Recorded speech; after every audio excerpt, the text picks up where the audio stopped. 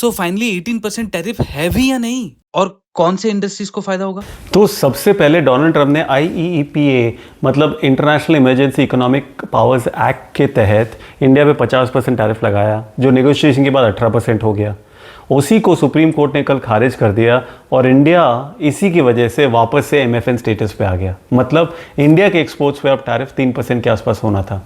पर कल ही Donald Trump ने US ट्रेड एक्ट 1947 सेक्शन 122 के तहत 10% सरचार्ज लगा दिए सारे इंपोर्ट्स पे। मतलब अब इंडिया पे टैरिफ 10% सरचार्ज प्लस 3% टैरिफ 13% होना था। साथ ही साथ डोनाल्ड ट्रंप ने पर यह भी कहा कि इंडिया को 13% की जगह अब फ्लैट 10% ही टैरिफ देना पड़ेगा। तो इंडियन एक्सपोर्टर्स के लिए ये बहुत बड़ा एडवांटेज हो गया, क्योंकि अब 18% से 10% पे आ गए हैं, which makes Indian exports very competitive against China, Indonesia and Vietnam such countries.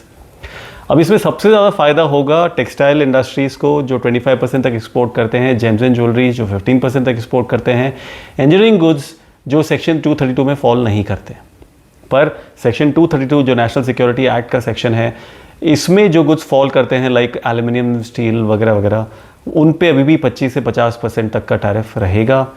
और दूसरी तरफ फार्मा और स्मार्टफोन्स जैसे गुड्स पे 0% तक टैरिफ अभी भी लागू है। तो मंडे को ये देखना बहुत इंटरेस्टिंग होगा कि ये industries textile, James and jewelleries और इंजीनियरिंग गुड्स जो 232 में फॉल नहीं कर रहे हैं, उनके स्टॉक मूवमेंट्स कैसे होते हैं।